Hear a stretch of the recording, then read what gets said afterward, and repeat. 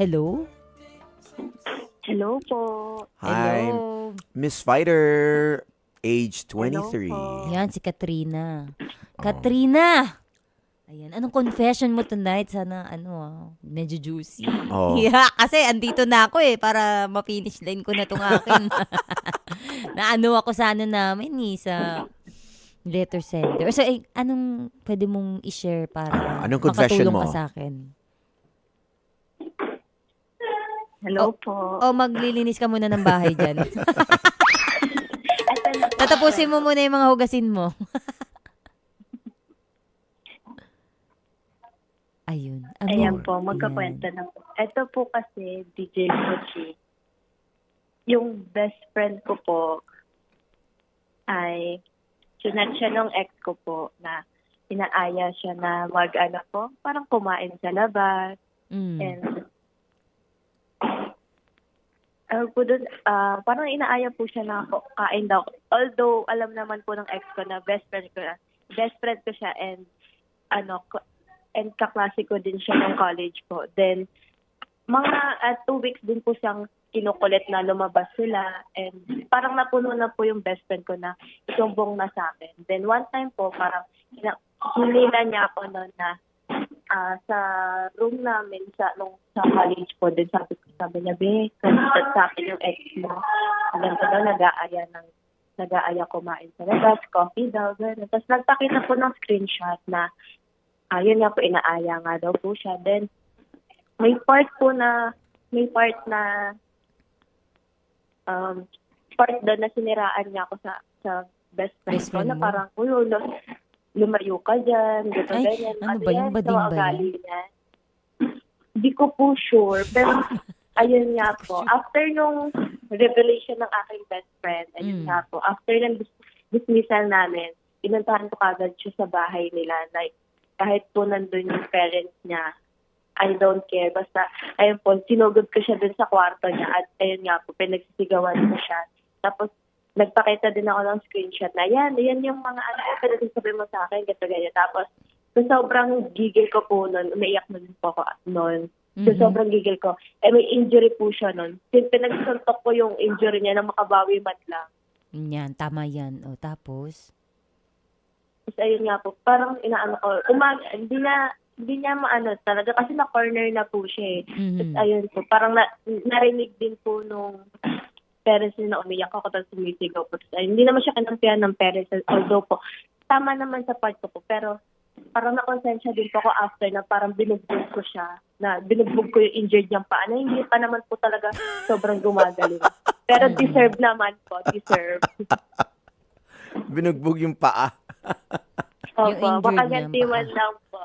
Opo. Tapos? Ayun nga, after nun talaga, nawalan na kami ng contact. And ngayon po, kapag naalala ko, natatawa na lang ako na ganun pala yung ginawa ko sa ex ko na binugbog ko yung paa niya na hindi man ako naawa. Siyempre. Nalaman mong sinisiraan ka, hindi lang basta nakasakit siya, nakakabwisit yung lalaki pa yung naninira sa'yo. Tapos may nangyari pa sa inyo Opo. dati. Kung ano pinagsasabi mo ngayon. Dapat lang yun. Dapat nga, nilumpo mo na yun eh. Pero sana sa revelation Sana mo nga na po. yan sana hindi ka mapalayas ngayon yan. Parang may pinapalayas na dyan sa inyo. Ano ba yung nangyayari dyan sa bahay Wala. nyo? Wala po.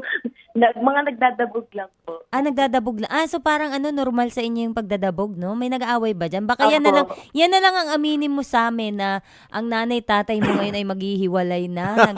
Papalayasin na ngayon ng tatay mo. Ang mga kaserola ay nagliliparan na dyan sa bahay nyo. Ganun ba yun? Hindi po. Hindi ba? Pero hindi po. Ano lang po, may bata lang po nagwawala. Pero mamaya po, baka biglading maano din ang paa. Bata ang nagwawala. Hindi naman yung nanay mo. Opo. Hindi po. Ay, DJ, wala na po akong mother. Ay, So- wala na. Ay, I'm sorry. Wala. So, Miss Fighter, Okay lang po. ano to? Yung best friend mo pa rin? Yes po. Okay.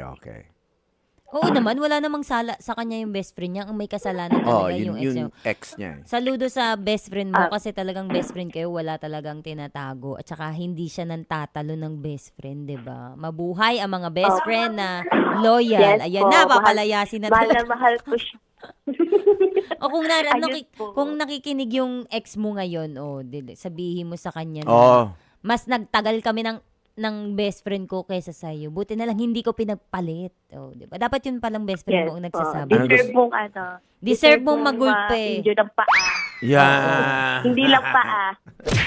Dapat nga hindi lang paa yung ginawa mo dahil yung bibig niya ang Yun matabil nga po din, eh. di ba? Dapat pinaputok mo yung labi kasi sabi mo, bading ka ba? Dami mo sinasabi na masama sa akin. Babae ka ba? Kaya Sabi nga mo. po.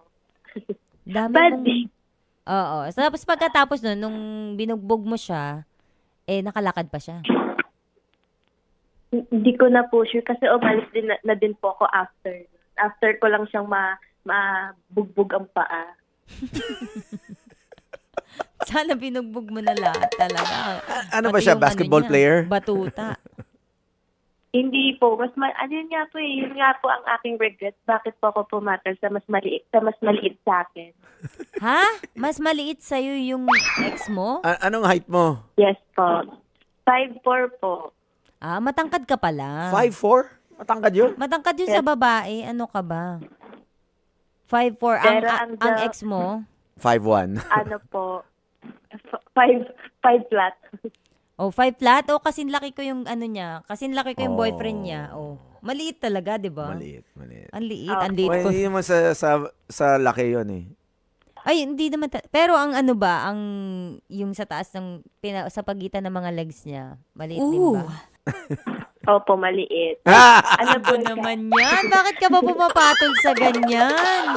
Sorry Kaya po, naman sorry. pala, Regret po. Kaya pala maputak ang bibig, mabulaklak, kasi nga, walang bird. Jutes pala eh. Hindi Jute siya... pala. Yung pala kailangan ng pairali niya yung bibig niya, kasi nga, wala palang maipagmamalaki. Ay, ngayon meron kang boyfriend. Opo, nakikinig siya ngayon. Oy, congratulations. Batiin mo naman ang boyfriend mo with the Oh. code name Jerome. Ganun. Ano ba, iko-code name ko sa jowa ko ngayon. Kasi, kaya naman kahit wag mo na i-code name, kung hindi ka naman nahihiya, hindi ka naman nagtatago, batiin mo siya. Para makarating naman sa kanya. Sige po. Sige po. Shout out po doon sa Choi. Kung nakikinig ka ba, wag kang kung magalit ka ba ngayon, okay lang. Ano meron At least sa... ma-share ko sa True Confession. Ano meron sa boyfriend mo ngayon na wala sa May message ex pa siya mo? sa boyfriend niya. Matangkad po. Matangkad po. Matangkad. Ano mo pinutol mo yung message niya sa boyfriend niya I-screenshot niya pa yan. Yung message mo sa boyfriend mo, dahil live kami sa Facebook, Facebook ngayon, True FM, 'di ba? True FM 105.9. Pwede mong i-screen record yun. Ayan. Tapos i-send mo sa boyfriend mo. Sige, i-finish mo na yung Sige message po. mo. Sige, tapusin mo na yung message Sige mo sa po. mo. Ulitin mo ulit yung message mo sa boyfriend mo. Hello po kay Choi. Kung nakikinig ka man at hindi nag-i-interrupt ang panonood mo sa True Confession, I love you. I love you. Okay. So, nanonood pala. Nanonood din. Nakikinig din pala ang boyfriend mo. Apo. Ayan, maraming salamat naman sa inyo. Sana magpakilala ka na rin ng pangalan mo. At least ngayon kilala na namin ang ang boyfriend mo. Maraming salamat. Choi for listening sa True Confessions and especially kay Miss Fighter. Pwede ko ba sabihin yung pangalan mo? Hindi. Wag na po. Huwag ka na. Maraming salamat sa iyo sa pagtawag mo. Maraming salamat sa iyo ng jowa mo. Sana magtagal pa kayo. Sana po. Yes, magtatagal yan. Opo. Tiwala lang. Bye-bye. Bye. Mga kapatid, patuloy po kayong tumutok sa 105.9 True FM para sa totoong balita, impormasyon, music and entertainment. At mag-subscribe sa aming YouTube channel at podcast at sundan nyo kami sa Facebook, Instagram, X at TikTok sa True Network PH. Bisitahan ang aming website sa truefm.ph. Kami po ang 105.9 True FM. Laging true sa'yo, kapatid.